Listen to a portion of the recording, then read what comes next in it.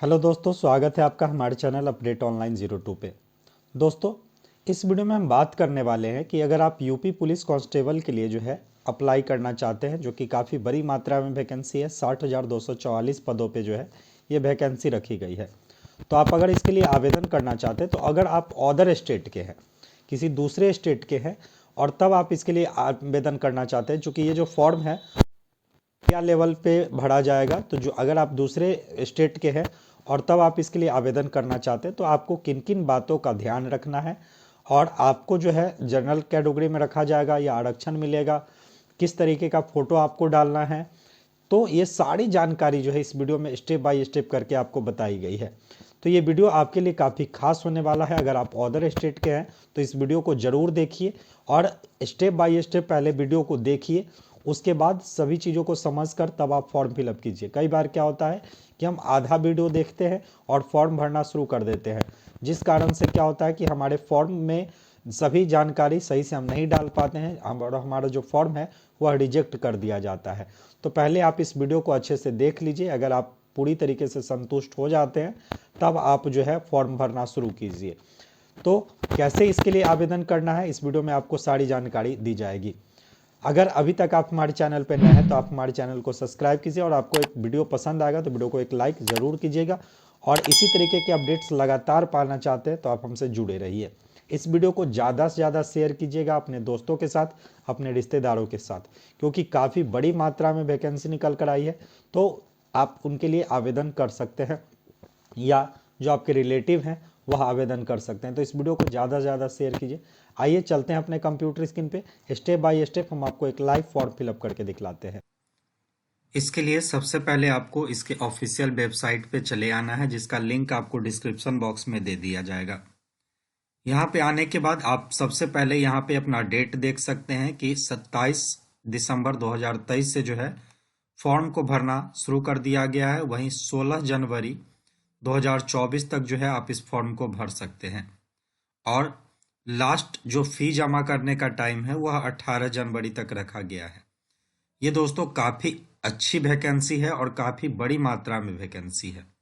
तो इस वैकेंसी को भरने के लिए ध्यान से देखिएगा और स्टेप बाय स्टेप पहले समझिएगा फिर भरिएगा। यहाँ पे अप्लाई ऑनलाइन वाले सेक्शन पे आपको क्लिक करना है। जैसे इस पे क्लिक कीजिएगा अब आपके पास इस तरीके का आ जाएगा, जहाँ पे सबसे पहले आपको व्यक्तिगत जानकारी भरना है, पर्सनल डिटेल भरना है। इसमें आपका जो है पहला नाम जो भी होगा वो आपको लिखना है, और अंतिम जो नाम है वो इसमें लिखना है। जैसे आपका नाम मोहन कुमार है तो मोहन इसमें लिखना है, कुमार इसमें लिखना है। लेकिन अगर मान लीजिए आपका नाम मोहन कुमार शर्मा है तो मोहन कुमार इसमें लिखना है और शर्मा इसमें लिखना है। बहुत सारे कैंडिडेट इसमें कंफ्यूज हैं कि जैसे कि बहुत सारे लोग का जो नाम है वो तीन जो है शब्दों का है, तो तीन शब्दों का कैसे लिखेंगे। तो इसमें आपको इसमें जो है जैसे राम कुमार शर्मा है तो राम कुमार इसमें लिखिएगा, शर्मा इसमें लिखिएगा, या मोहन कुमार है तो मोहन इसमें लिखिएगा, कुमार इसमें लिखिएगा।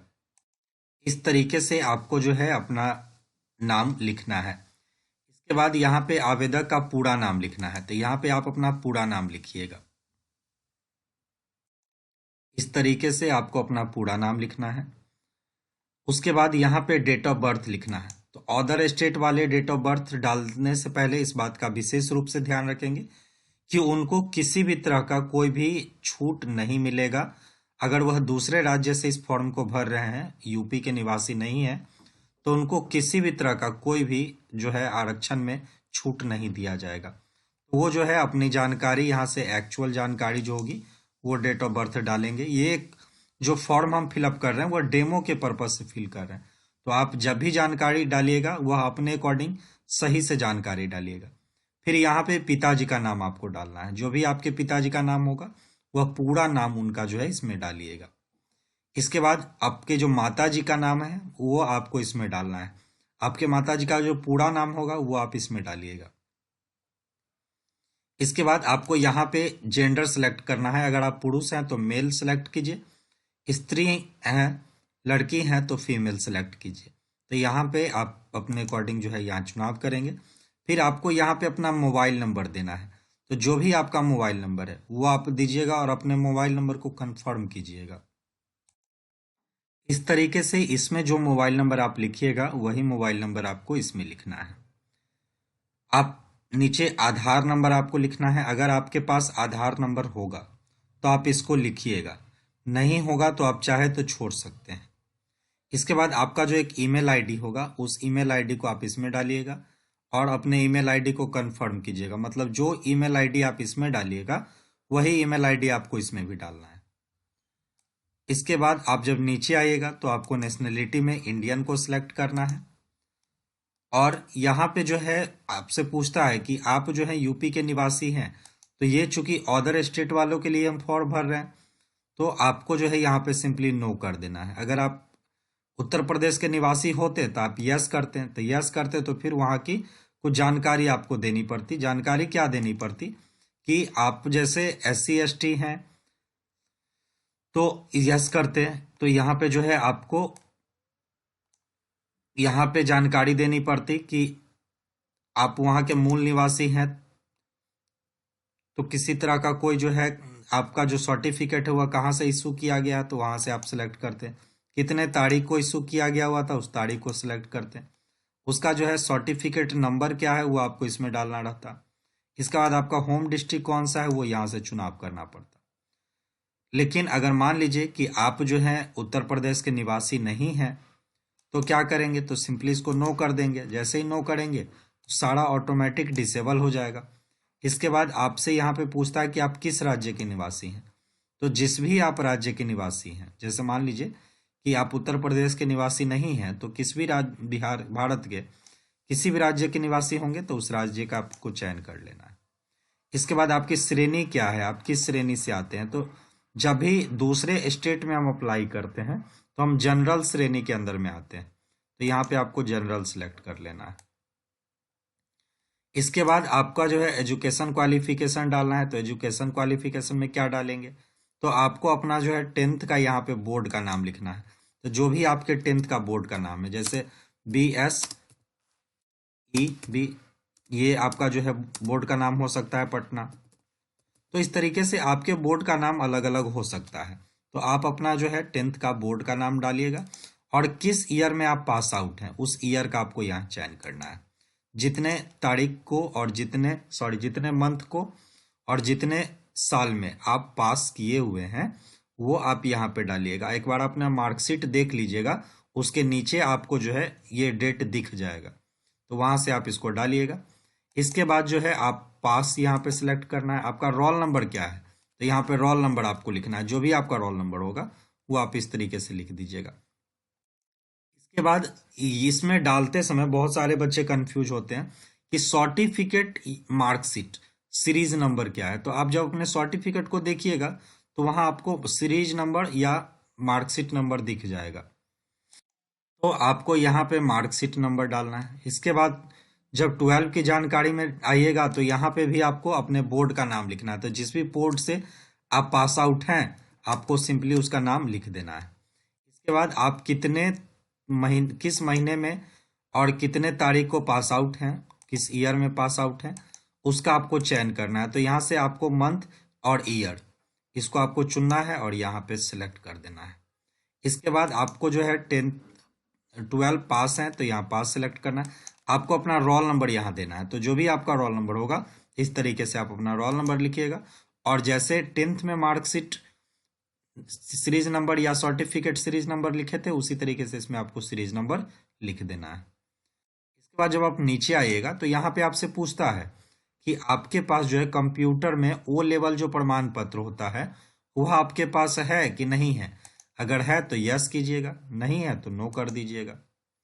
उसके बाद आपसे पूछता है कि आप जो है कम से कम 2 साल तक सेना के पद पे काम किए हैं। अगर किसी भी तरह के आप आर्मी रह चुके हैं तो यस कीजिएगा, नहीं रहे हैं तो नो कर दीजिएगा। इसके बाद आपसे पूछता है कि आपके पास जो है एनसीसी का बी सर्टिफिकेट जो होता है वह बी सर्टिफिकेट आपके पास है। अगर है तो यस करेंगे, नहीं है तो नो कर देंगे। अगर आप यस करते हैं तो फिर आपको जो है उसकी जानकारी डालनी है। क्या जानकारी डालनी है कि सर्टिफिकेट जो है इशू कहाँ से किया गया हुआ था, है ना, किस पदाधिकारी के द्वारा जो है सर्टिफिकेट इशू किया गया था वो आपको यहाँ डालना है। इसके बाद जो है आपका सर्टिफिकेट डेट कितने तारीख को इशू किया गया था वो डेट आपको यहाँ से डालना है। उसके बाद आपका जो है प्रमाण पत्र नंबर जो होगा सीरीज नंबर वो क्या है वो आपको यहाँ डालना है। अगर आप इसको नो करते हैं तो ऑटोमेटिक ये डिसेबल हो जाता है। तो इस तरीके से जो है अगर मान लीजिए आप जैसे यहाँ पे 2 ईयर का सेना वाला आप यस करते हैं तो यहाँ पे कहाँ से आपका सर्टिफिकेट इशू किया गया था उसको डालिएगा, इसके बाद डेट डालिएगा, फिर प्रमाण पत्र संख्या डालिएगा। तो ये जानकारी आपको डालनी होगी। इसी तरीके से कंप्यूटर वाले में भी अगर आप यस करते हैं तो किस पदाधिकारी के द्वारा जारी किया गया था वो डालना है, आपको डेट डालना है, उसके बाद प्रमाण पत्र जो नंबर होता है वो डालना है। अगर आप इसको नहीं करते हैं तो नो कर दीजिएगा। इसके बाद जब आप नीचे आइएगा तो यहाँ पे आपसे आपका एड्रेस पूछता है, तो जो भी आपका एड्रेस होगा सबसे पहले विलेज लिखिएगा, फिर आप अपना डिस्ट्रिक्ट लिख सकते हैं। इस तरीके से आपको चुनाव करना है। फिर आपको अपना स्टेट लिखना है, जिस भी आप भारत के जिस भी स्टेट से आते हैं उस स्टेट का आपको यहाँ चयन करना है। इसके बाद आप जिस डिस्ट्रिक्ट से होंगे उस डिस्ट्रिक्ट को आपको यहाँ पे लिख देना होगा। तो जिस भी डिस्ट्रिक्ट से आप आते हैं उस डिस्ट्रिक्ट को लिखिएगा और जो आपका पिन कोड है उस पिन कोड को लिखिएगा। और अगर मान लीजिए कि आपका दोनों पता सेम है तो सिंपली आपको इसको टिक आउट कर देना है। दोनों अलग होगा तो फिर आप इसको भरिएगा। इसके बाद प्रीव्यू एंड सबमिट का जो आपको सेक्शन दिख रहा है प्रीव्यू एंड सबमिट का, इस पे आपको क्लिक कर देना है। इसके बाद आप अपने सभी जानकारियों को ध्यान पूर्वक एक बार चेक कर लीजिएगा कि आपके द्वारा सभी जानकारी सही है कि नहीं। अगर आपको लगता है किसी भी तरह का कोई गलती है तो यहाँ एडिट का ऑप्शन है, उस पर जाके आप अपने जो भी जानकारी है उसको एक बार जरूर एडिट कर लीजिएगा। लेकिन आपको लगता है कि हमारे द्वारा दी गई सभी जानकारी सही है तो आप सभी को जो है ऐसे टिक कर लीजिएगा और यहाँ पे जो कैप्चा दिया हुआ है इस कैप्चा को डालकर सबमिट और नेक्स्ट वाले सेक्शन पे क्लिक कीजिएगा। इसके बाद आपके पास कुछ इस तरीके का यूजर जो है रजिस्ट्रेशन नंबर आ जाएगा, आपका नाम दिख जाएगा। अब आपको इसको एक्टिव करना है तो एक्टिव थ्रो ओटीपी पे आपको क्लिक करना है और यहाँ पे जो आपका रजिस्ट्रेशन नंबर दिया गया है उस रजिस्ट्रेशन नंबर को डालिएगा। जो डेट ऑफ बर्थ आप वहाँ लिखे होंगे उस डेट ऑफ बर्थ को डालिएगा और आपके मोबाइल पे एक ओटीपी भेजा गया होगा, उस ओटीपी को डालकर इस कैप्चा को डालकर एक्टिव कर लीजिएगा। अब आपके पास यहाँ पे दिख जाएगा कि your registration is active, you will be redirect to login page. आपको जो है लॉगिन पेज पे रिडायरेक्ट कर दिया जाएगा, सिंपली ओके कीजिएगा। अब देखिए अब आपको यहाँ पे जो है रजिस्ट्रेशन नंबर जो आपको मिला था आप उसको डालिएगा, डेट ऑफ बर्थ जो आपने डाला था उसको डालिएगा और ये जो कैप्चा दिया है इसको डालकर लॉग इन कर लीजिएगा। अब आपको जो है यहाँ पे 400 रुपये का जो है भुगतान करना होगा। यह जो है हर कैंडिडेट को देना अनिवार्य है। तो आपको यहाँ पे नाउ वाले सेक्शन पे क्लिक करना है। जैसे ही पे नाउ के सेक्शन पे क्लिक कीजिएगा अब आपको रिडायरेक्ट कर देगा पेमेंट के गेटवे पे। अब आपको यहाँ से पेमेंट करना है। पेमेंट कैसे करेंगे, जैसे नेट बैंकिंग से अगर आप चाहते हैं पेमेंट करना तो आप इसको चयन करेंगे इंटरनेट बैंकिंग का। लेकिन अगर आप चाहते हैं यूपीआई से करना, फोन पे गूगल पे से करना, तो आप यूपीआई वाले सेक्शन पे क्लिक करेंगे तो यहाँ यूपीआई खुल जाएगा। गूगल पे फोन पे जिस भी माध्यम से करना चाहते हैं तो यहाँ से आप जो है यहाँ पे क्यूआर कोड पे आप क्लिक कीजिएगा, यूपीआई क्यूआर, तो आपको ऐसे खुल जाएगा। यहाँ पे नाउ पे क्लिक कीजिएगा। तो इस तरीके से जो है आप यहाँ पे आपको देखिए यहाँ पे जो है आपका क्यूआर कोड आ गया। आप क्यूआर कोड को स्कैन कीजिएगा, 2 मिनट 50 सेकेंड के अंदर जो है आपको ये पेमेंट को कर देना है। तो यहाँ से आप पेमेंट कीजिएगा। अब आपको यहाँ पे आपको फोटो डालना है। फोटो में यहाँ पे स्पष्ट लिखा हुआ है कि 20 केबी से लेके 50 केबी के बीच में जो है आपको फोटो अपलोड करना है। तो फोटो अपलोड करने के लिए ब्राउजर पे आप क्लिक करेंगे और वहां से जो है अपने फोटो को चूज करके यहाँ अपलोड कर देंगे और उसके बाद सिग्नेचर आपको अपलोड करना है। तो सिग्नेचर पे ब्राउजर पे क्लिक करके यहाँ सिग्नेचर अपलोड कर देंगे। फोटो को अपलोड करने के लिए इसके नोटिफिकेशन में बताया गया है, जब आप इनके नोटिफिकेशन को पढ़िएगा तो वहां पे बताया गया है स्पष्ट पेज नंबर 15 में कि जो है अभ्यर्थी अपनी रंगीन फोटो आवेदक में उल्लिखित प्रकार जो है 20 केबी से लेकर 50 केबी के बीच में होना चाहिए। तो आप जो है इसी बीच में डालिएगा, क्योंकि आपका जो है अगर इससे कम करते हैं तो आपका जो है कोशिश कीजिएगा कम से कम 50 KB में डालने का, ताकि आपका जो फोटो का क्वालिटी है वह अच्छा दिखे। कम में कीजिएगा तो आपका जो फोटो का क्वालिटी है वो कम जाएगा, तो हो सकता है आपके फॉर्म को रिजेक्ट कर दिया जाएगा। तो आप जो है 20 KB से 50 KB के बीच में जो है फोटो अपलोड करना है। और वहीं सिग्नेचर जो है 5 KB से लेके 20 KB में डालना है।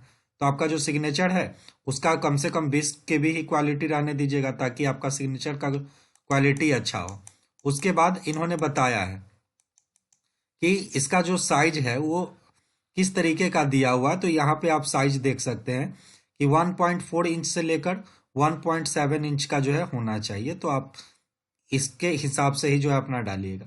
इसके बाद यहाँ पे स्पष्ट लिखा हुआ कि चेहरे की छवि जो है स्पष्ट दिखनी चाहिए। चेहरे पर अत्यधिक चमक छाया नहीं होनी चाहिए, मतलब आपका चेहरा पे ज़्यादा लाइट या ज़्यादा अंधेरा नहीं होना चाहिए। चेहरा आपका दिखना चाहिए क्लियर। और नामांकन के लिए 6 महीने के भीतर का जो है फोटो होना चाहिए। ऐसा नहीं कि आप बहुत ज़्यादा पुराना फोटो डाल दीजिए, वो नहीं। 6 महीना पुराना आपको फोटो डालना है। और सफ़ेद या हल्के ग्रे रंग की जो है सादी पृष्ठभूमि आवश्यक हो। तो आपका जो है सफ़ेद या हल्का ग्रे टाइप का जो फोटो हो वो आप डालिए तो ज़्यादा अच्छा होगा। तो इस तरीके का वो आवश्यक यहाँ पे माना गया। ठुठरी के शिखर तक साफ दिखता हो, तो ये जो है उसके बाद मुंह बंद हो, आंखें खुली हो, इस तरीके का आपका फोटो होना चाहिए। चेहरे के दोनों किनारे दोनों कान साफ दिखते हो, आपका जो कान है वह स्पष्ट दिखता होना चाहिए। कैमरे पर सीधी नज़र हो, आपका जो कैमरा पे नज़र होगा वो सीधा होगा। और चश्मा पहनने वाले जो की स्थिति में आँख साफ दिखाई चाहिए और ग्लास रंगीन नहीं होनी चाहिए। जो लोग चश्मा पहनते हैं उनका जो चश्मा है वो वाइट चश्मा होना चाहिए।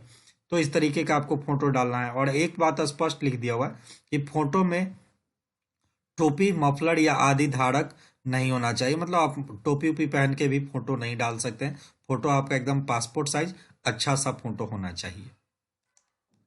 इसके बाद जब आप नीचे आइएगा तो यहाँ पे आपको 10th का सर्टिफिकेट अपलोड करना है। यहाँ ध्यान दीजिएगा, यहाँ पे 10th का सर्टिफिकेट बोल रहा है, मार्कशीट नहीं बोल रहा है। बहुत सारे लोग जैसे सर्टिफिकेट में मार्कशीट अपलोड कर रहे हैं, तो मार्कशीट अपलोड आपको नहीं करना है, आपको सर्टिफिकेट अपलोड करना है।